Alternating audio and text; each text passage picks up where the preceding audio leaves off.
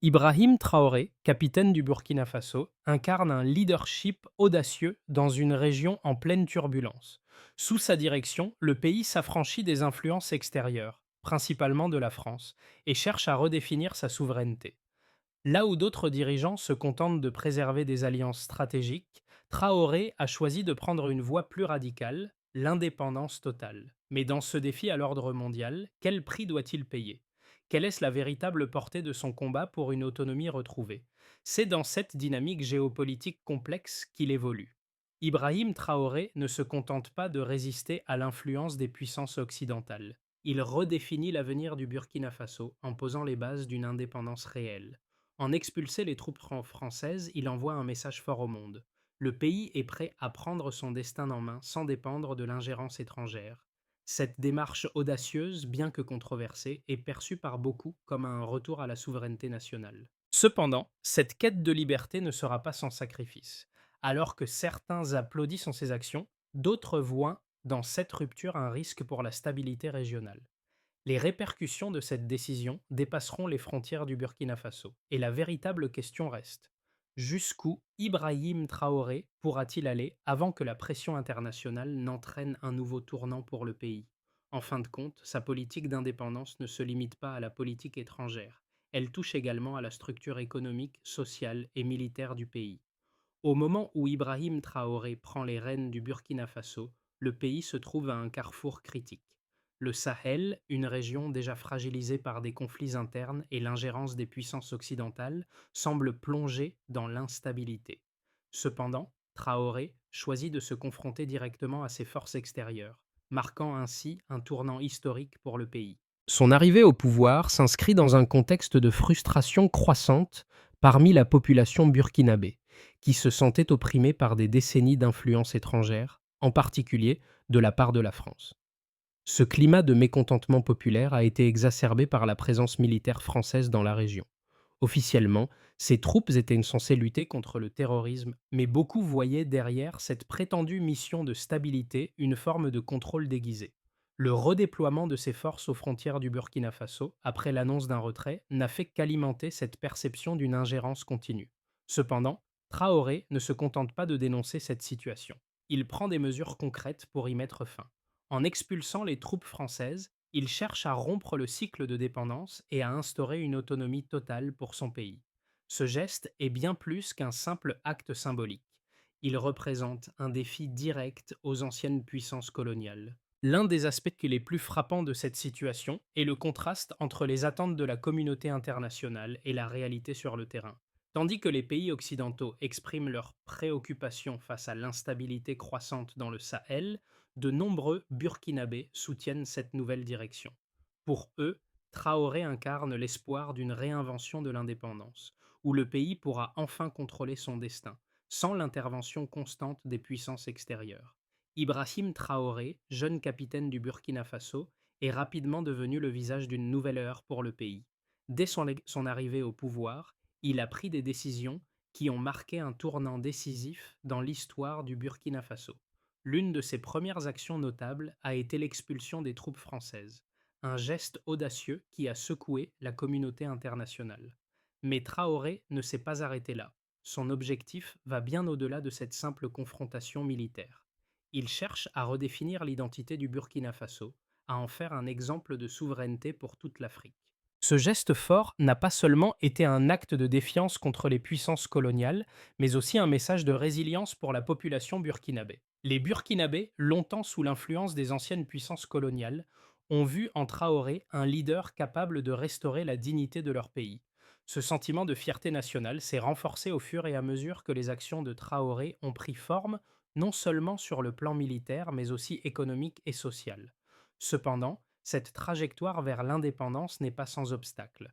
Les tensions internes et externes se multiplient, alimentées par les groupes armés islamistes et les pressions géopolitiques croissantes.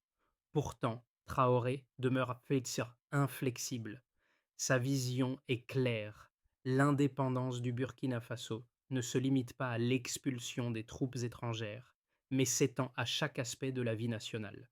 En repoussant les influences extérieures, il prépare le terrain pour un avenir où le pays pourrait réellement s'épanouir sans dépendance. Sous la direction d'Ibrahim Traoré, le Burkina Faso s'est retrouvé plongé dans une dynamique de changement radical.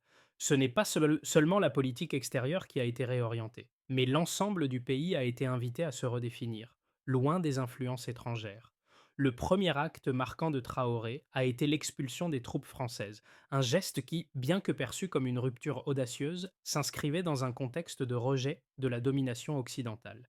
Alors que la France, sous couvert de coopération sécuritaire, avait renforcé sa présence militaire dans la région, Traoré a pris la décision stratégique de couper ce lien.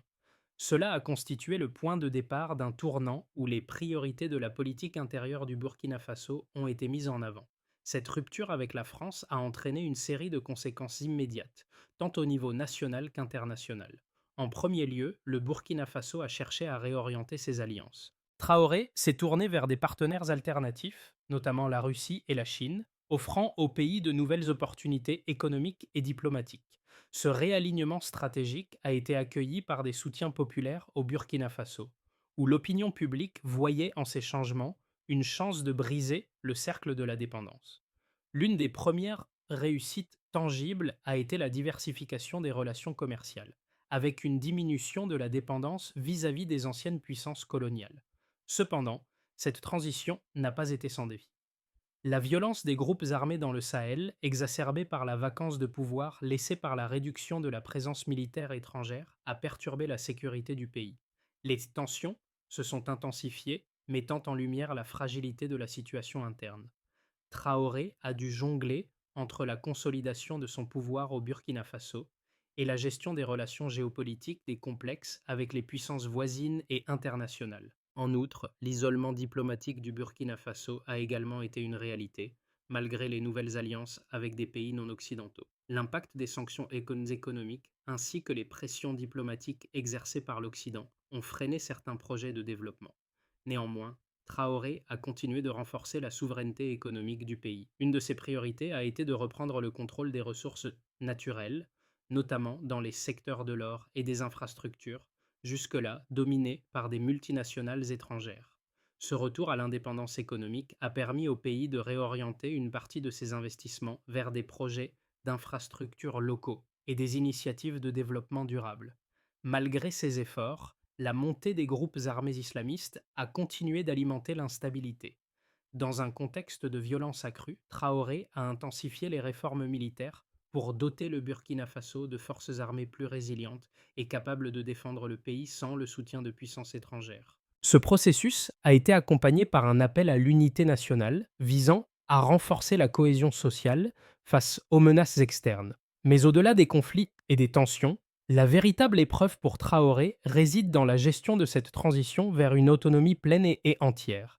Le Burkina Faso doit faire face à de multiples défis, de la stabilité interne aux pressions extérieures, en passant par la reconstruction de son tissu économique. Néanmoins, chaque avancée, qu'il s'agisse de l'augmentation de la production minière ou de la consolidation des bases locales d'autonomie, témoigne du chemin que le pays est en train de parcourir pour s'affranchir définitivement de l'influence étrangère. Sous la direction d'Ibrahim Traoré, le Burkina Faso a commencé à récolter les fruits de ses réformes économiques, notamment dans les secteurs clés tels que l'exploitation minière, l'agriculture et les infrastructures.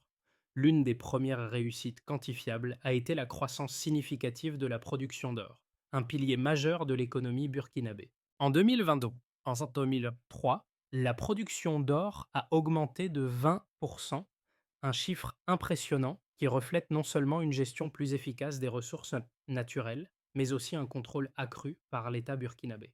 Ce regain de production a permis de renforcer les finances publiques et de financer des projets de développement local, réduisant ainsi la dépendance du pays vis-à-vis de l'aide internationale et des entreprises étrangères. Dans le secteur agricole, une autre transformation notable s'est produite. Le Burkina Faso, traditionnellement dépendant des importations alimentaires, a vu une augmentation de 40% du nombre d'agriculteurs utilisant des techniques agricoles modernes en 2024. Cette augmentation a contribué à stabiliser les prix des denrées alimentaires et à renforcer la sécurité alimentaire, un objectif crucial pour un pays du Sahel vulnérable aux crises climatiques. L'adoption de pratiques agricoles durables et le soutien aux agriculteurs locaux ont permis d'améliorer la productivité, réduisant ainsi la dépendance du pays vis-à-vis des importations alimentaires. En parallèle, le gouvernement burkinabé a mis en place des projets d'énergie renouvelable visant à assurer une indépendance énergétique à long terme. Des investissements croissants dans les infrastructures d'énergie solaire ont permis de diversifier les sources d'énergie, tout en réduisant les coûts énergétiques pour les entreprises et les foyers. En 2024, le pays a connu une augmentation de 15% des installations solaires domestiques et industrielles, un signe clair de l'efficacité des politiques de Traoré pour garantir une plus grande autonomie énergétique. Le secteur des infrastructures, notamment les transports et la construction, a également vu des progrès significatifs. En 2024, le nombre d'entreprises burkinabées opérant dans le secteur de la construction a augmenté de 25%. Ce dynamisme est attribué aux politiques gouvernementales qui ont encouragé les investissements locaux, créant ainsi des emplois et stimulant l'économie interne. Les nouvelles infrastructures, telles que les routes et les écoles, financées par les revenus locaux et les investissements étrangers, ont contribué à la réduction de la pauvreté et à l'amélioration des conditions de vie de la population. Les réformes de Traoré se sont également traduites par des progrès dans l'amélioration du climat des affaires. Selon le rapport 2025 de la Banque mondiale, le Burkina Faso a progressé de 15 places dans le classement mondial de la facilité de faire des affaires. Ce progrès a été rendu possible par des politiques plus transparentes et une gestion plus efficace des ressources naturelles, attirant ainsi de nouveaux investisseurs étrangers. Les secteurs de l'énergie, des infrastructures et des mines ont particulièrement bénéficié de cette amélioration, renforçant la position du Burkina Faso sur la scène économique internationale. Cependant, malgré ces résultats positifs, des défis subsistent. La violence des groupes armés continue de poser des obstacles à la stabilité du pays et les pressions diplomatiques extérieures, notamment les sanctions économiques, ont un impact sur certains secteurs de l'économie. Néanmoins, les preuves quantifiables du succès des réformes économiques de Traoré sont incontestables, et ces avancées ont permis au pays de poser les bases d'une souveraineté réelle et durable, bien au-delà des simples symboles politiques. Sous Ibrahim Traoré, le Burkina Faso a non seulement choisi de rompre avec ses anciennes alliances coloniales, mais a également pris un chemin audacieux en réorientant ses relations diplomatiques et économiques. Cette décision, bien que saluée par certains comme un modèle d'indépendance, a également été fortement critiquée, notamment par les observateurs occidentaux. D'un côté, les partisans de Traoré saluent sa volonté de défier les puissances étrangères et de redonner au Burkina Faso son autonomie. Ils voient en lui un leader visionnaire capable de restaurer la dignité du pays et de faire face aux défis mondiaux avec courage et détermination. Sa politique de souveraineté, centrée sur la gestion autonome des ressources naturelles et l'édification de nouvelles alliances stratégiques avec des pays comme la Russie et la Chine, est perçue comme une étape nécessaire pour sortir le Burkina Faso de la dépendance économique et politique vis-à-vis des anciennes puissances coloniales. En revanche, ses détracteurs soulignent les risques géopolitiques et économiques associés à son approche. Selon eux, la rupture avec la France et l'isolement diplomatique croissant du Burkina Faso pourraient entraîner une instabilité accrue dans la région du Sahel. Ils pointent les conséquences négatives potentielles, notamment le risque d'intensification des conflits internes et de l'insécurité, avec la montée des groupes armés islamistes. De plus, la réorientation vers des partenaires non occidentaux pourrait entraîner un isolement diplomatique et une réduction des investissements étrangers, ce qui affecterait gravement l'économie burkinabé.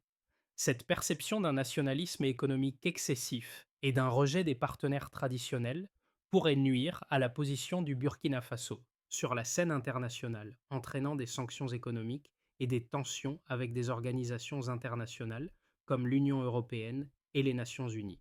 Cependant, en regardant les faits sur le terrain, la réalité semble plus nuancée.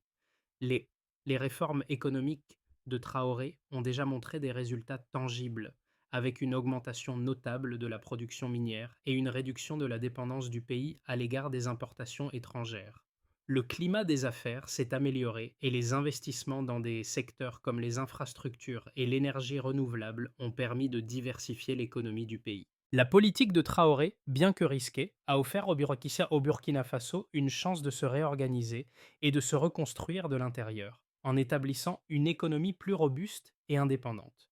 Ainsi, la question demeure.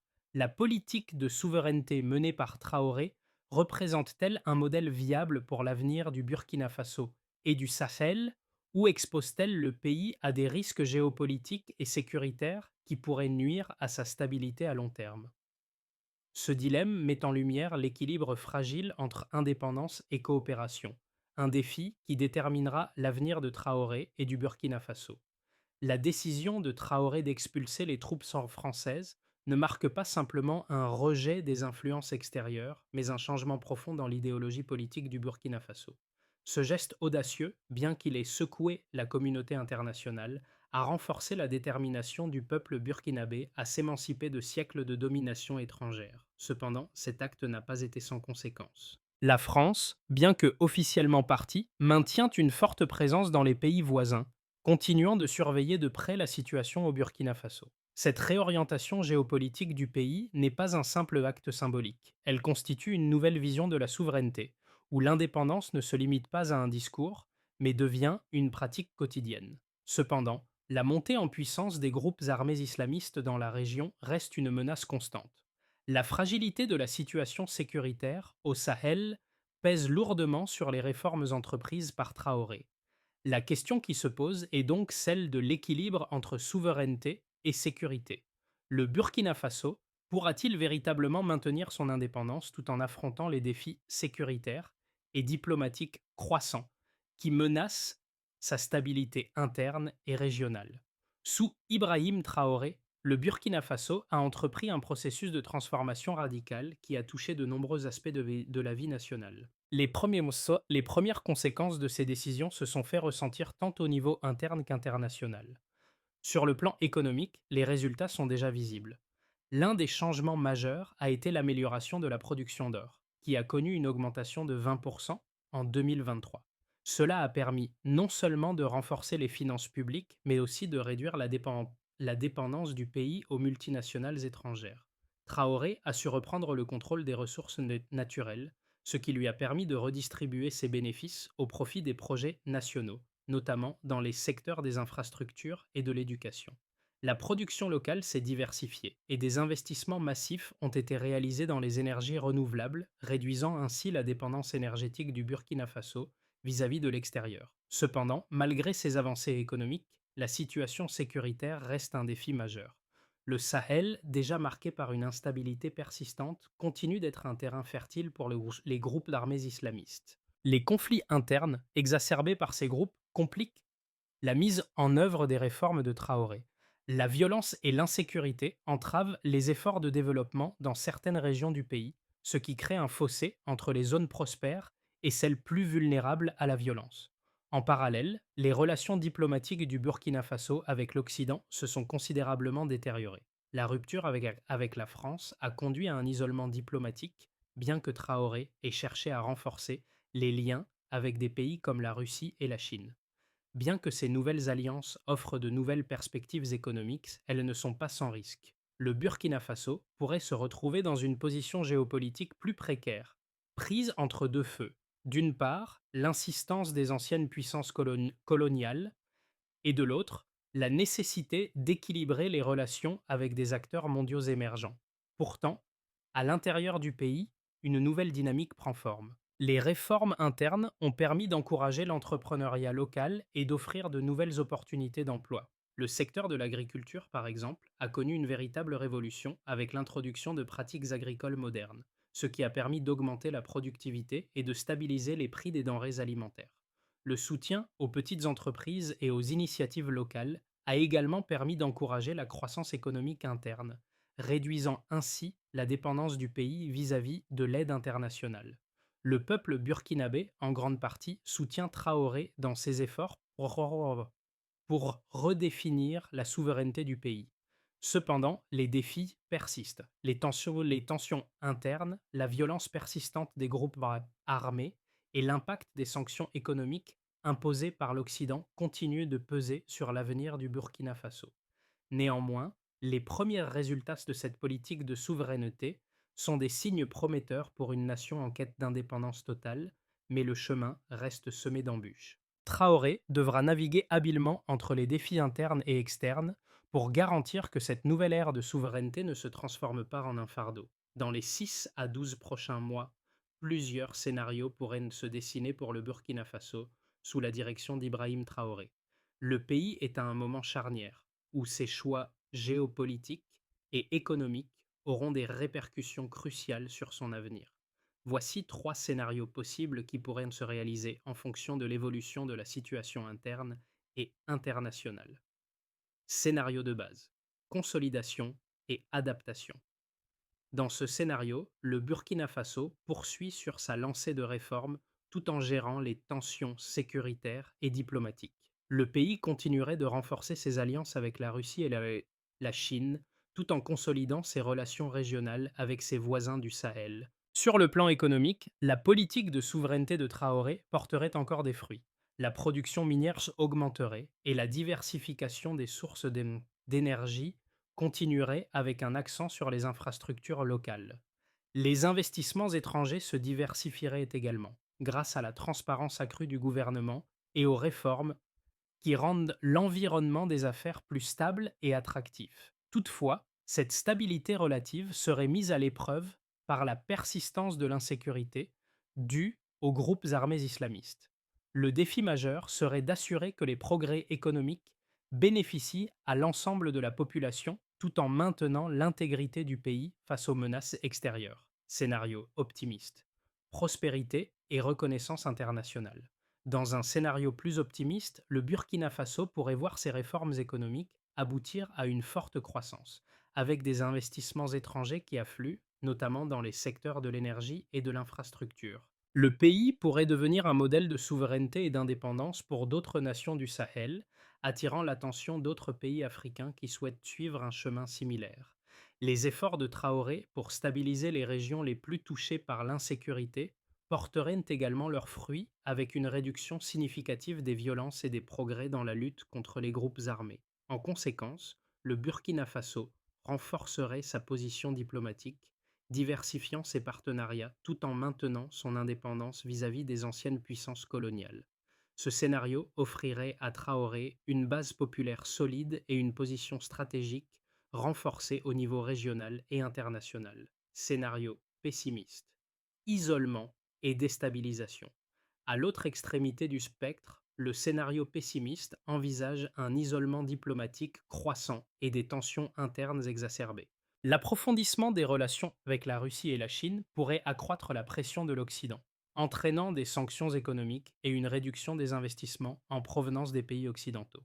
Les conflits internes, exacerbés par la violence des groupes armés islamistes, pourraient devenir incontrôlables, mettant en péril la stabilité du pays. Si les tensions diplomatiques se poursuivent et que les réformes économiques échouent à produire les résultats escomptés, le Burkina Faso pourrait se retrouver isolé et vulnérable, à la merci des rivalités géopolitiques internationales et des insurrections internes.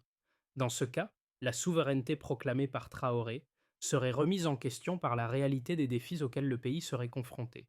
Ainsi, le choix de Traoré dans les mois à venir sera déterminant pour l'avenir du Burkina Faso. Entre la consolidation de ces réformes et la gestion des risques sécuritaires et diplomatiques, l'équilibre sera difficile à maintenir.